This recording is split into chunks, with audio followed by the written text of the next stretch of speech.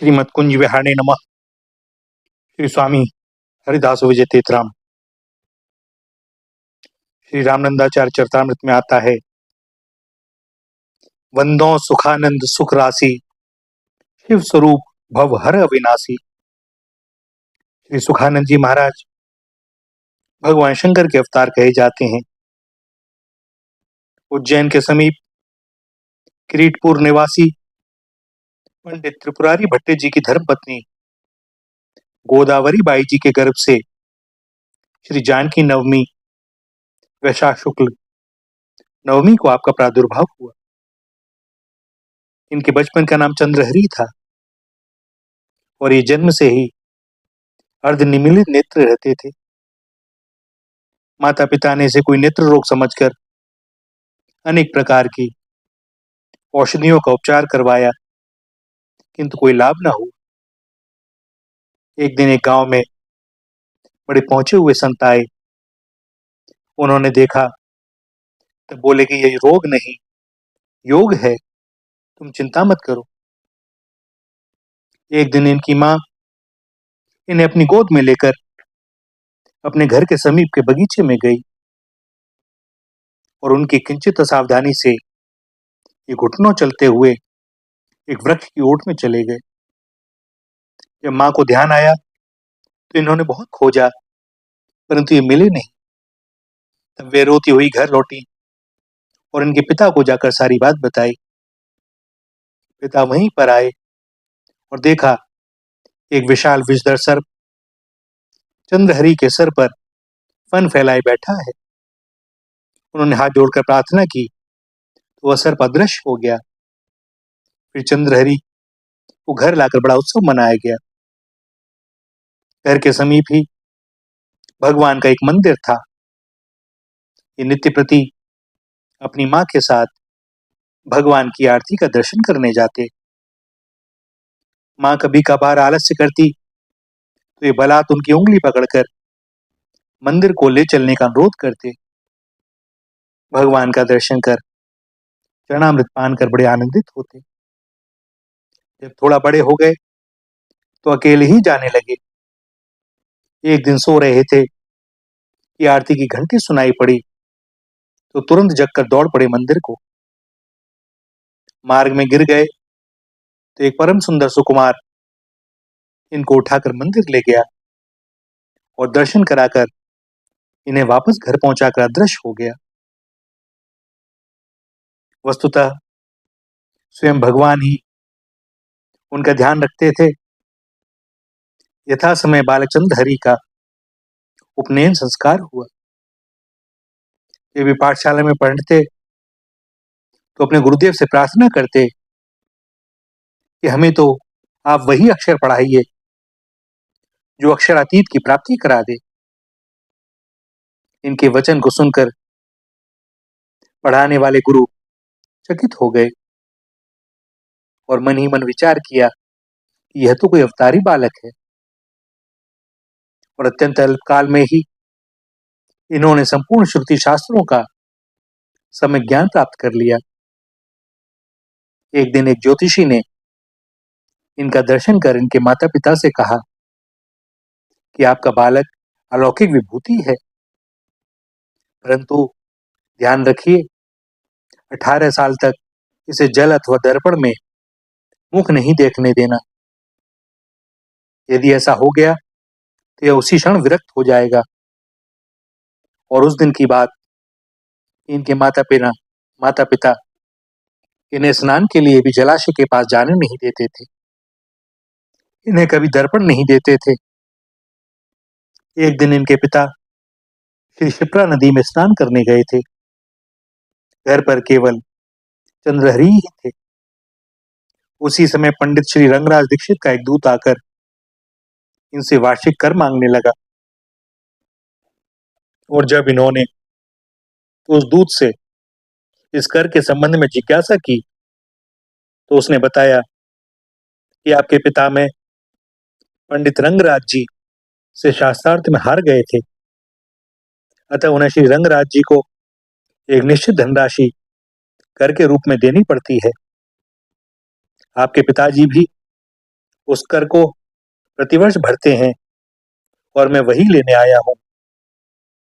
तब इन्होंने दूत से पंडित श्री रंगराज जी को संदेश भिजवाया कि आज से चौथे दिन आकर मैं आपसे शास्त्रार्थ करूंगा और आपको परास्त करके इस कुप्रथा का अंत करूंगा।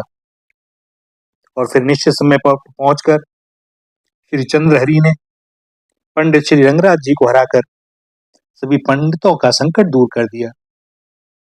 जब इनके पिता ने यह शुभ समाचार सुना तो बड़े प्रसन्न हुए और इस उपलक्ष्य में बड़ा भारी उत्सव मनाया। संयोग की बात, उसी दिन चंद्रहरि ने जल में अपना मुख देख लिया। अतः तत्काल जगत से उदासीन होकर एक एकांत कोठरी में बैठकर भीतर से सांकल लगाकर भगवान का ध्यान करने लगे। माता पिता ने भोजन के लिए कहा तो मना कर दिया और उसी रात घर छोड़कर भगवान की आराधना के लिए निकल पड़े। प्रातःकाल होने पर जब माता पिता ने इनको कोठरी में नहीं देखा तो उनकी व्याकुलता का ठिकाना न रहा। खोजने के लिए चारों ओर लोग दौड़ाए गए और ये दिन भर चलने के उपरांत सायंकाल को एक अमराई में विश्राम करते हुए मिले। बहुत आग्रह अनुरोध करने पर भी जब ये घर नहीं लौटे तो इनके पिता ने अपने परम विश्वासी श्री पंचोली जी को इनके साथ कर दिया।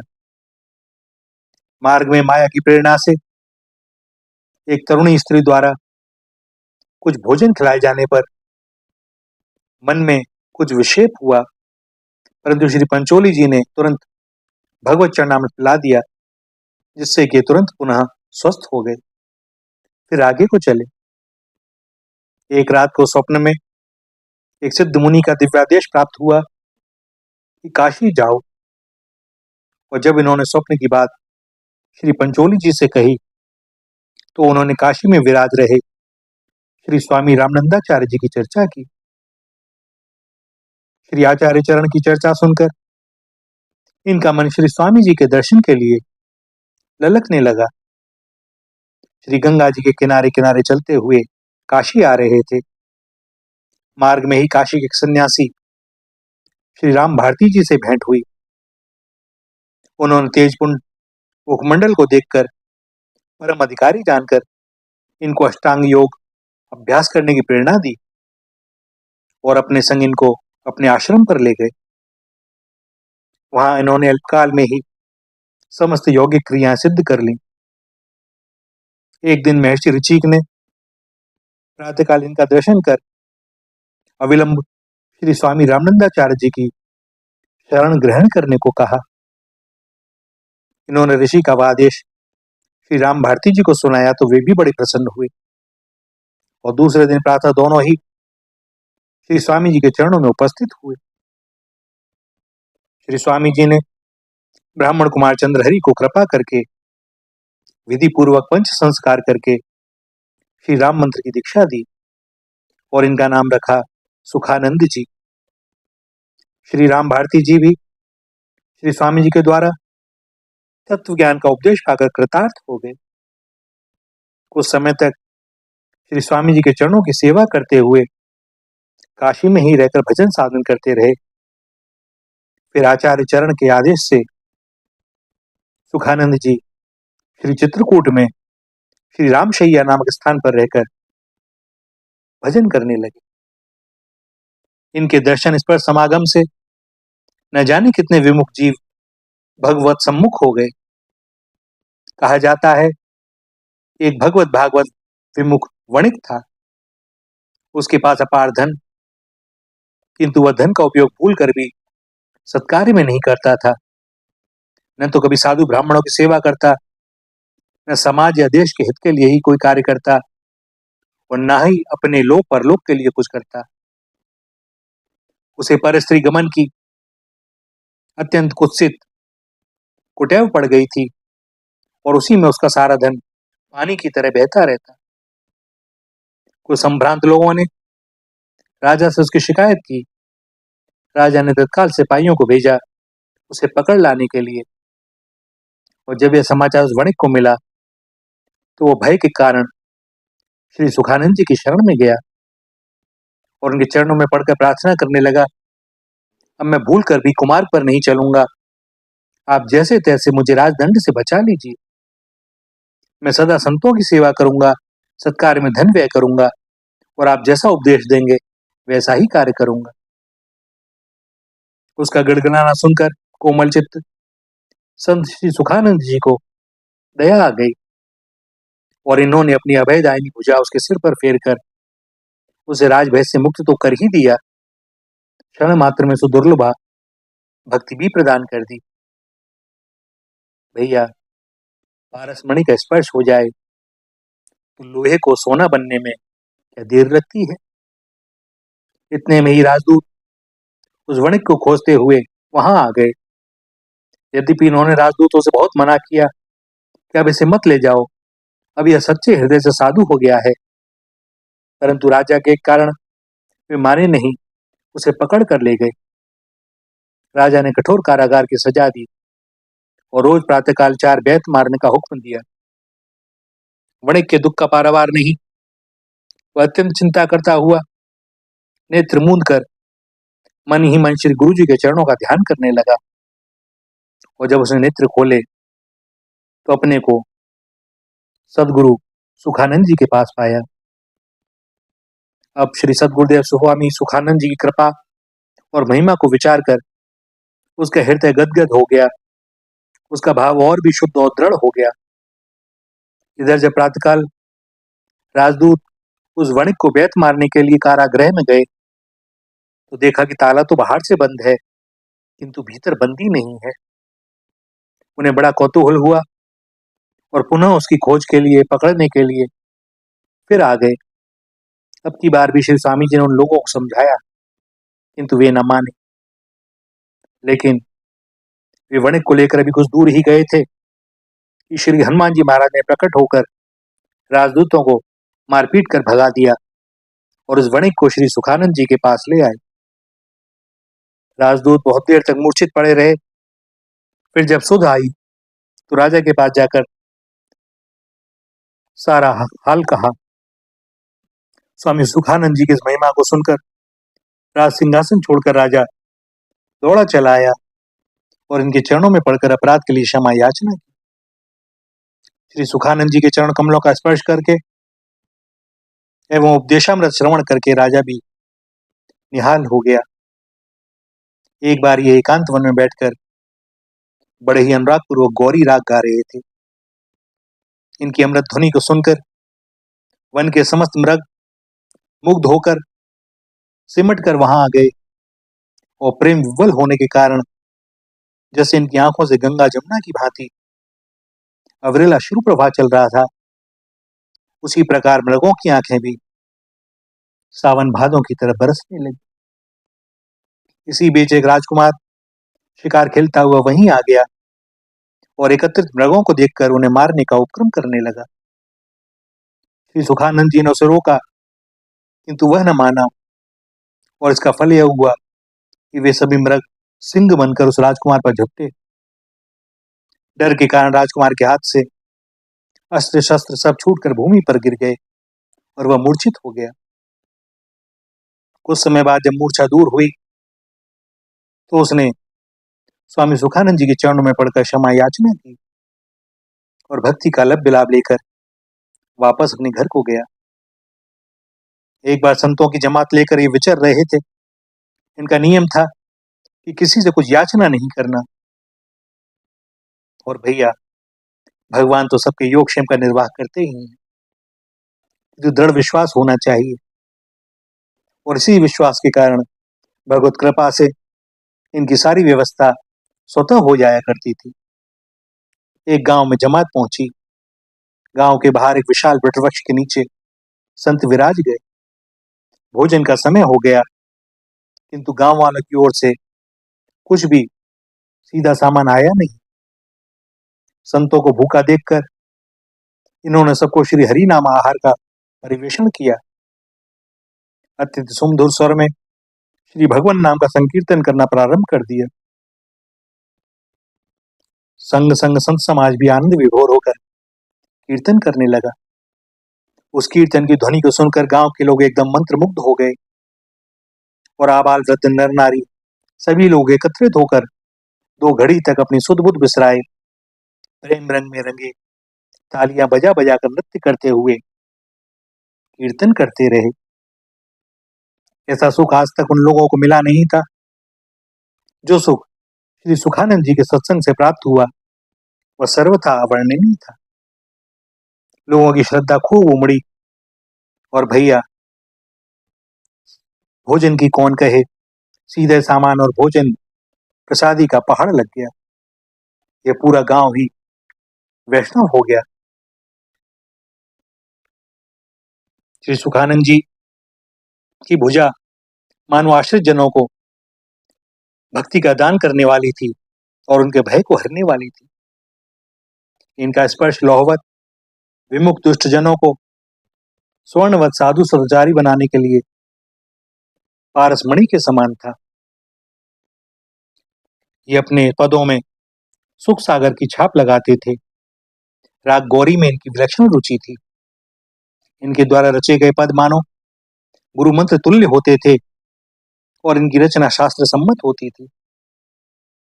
इनके हृदय में निरंतर प्रेम का प्रभाव उमड़ता रहता था और इनकी आंखों से ऐसा विरल अश्रुपात होता रहता मानो पहाड़ से कोई झरना झर रहा। भगवान के अनंत गुण कथा तथा लीला से परिपूर्ण इनका उन्नत ललाट अत्यंत सुशोभित लगता। ये संत समुदाय रूपी कमल वन का पोषण करने के लिए सूर्य तथा अत्यंत निर्मल सरस अमृत सरोवर के समान थे।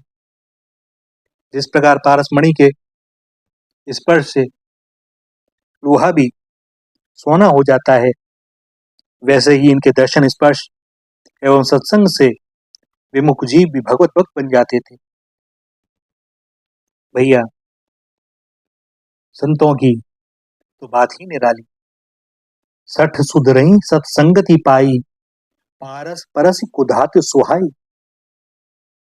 किंतु संत में पारस से भी अधिक विशेष गुण होता है।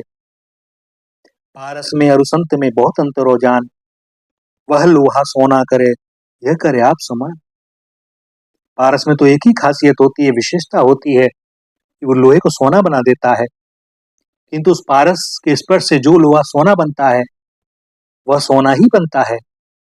अब उसके स्पर्श से दूसरा लोहा सोना नहीं बन सकता, क्योंकि पारस के गुण नहीं है। स्वर्ण तो हो गया, किंतु जो सद्गुरु होते हैं, संत होते हैं भैया, वे किसी को शिष्य नहीं बनाते, किसी को छोटा नहीं बनाते, वे तो उसे अपने समान ही बना देते हैं। और यह बड़ी दया और कृपा होती है। एक बार श्री स्वामी सुखानंद जी द्वारकापुरी गए। भगवान श्री द्वारकानाथ जी का दर्शन करके इनके मुख से एक पद निकला, मधुपुरी क्यों न चलो तुम श्याम, बलि जाऊं राजधानी कैसे छाड़ी गोकुल ग्राम। नंद जसोदा की रट मैटो बेगी चलो उठी धाम। निसी बासर कहूं कल न परती है, सुमिरत तेरो नाम। तब तुम बेनु बजाए बुलाई, कालिंदी के तीर। अब वे बातें क्यों बिसरेंगी, हरि हलधर द्ववीर। गोप वधु ब्रजमंडल मंडन, सब मिली जोरे हाथ।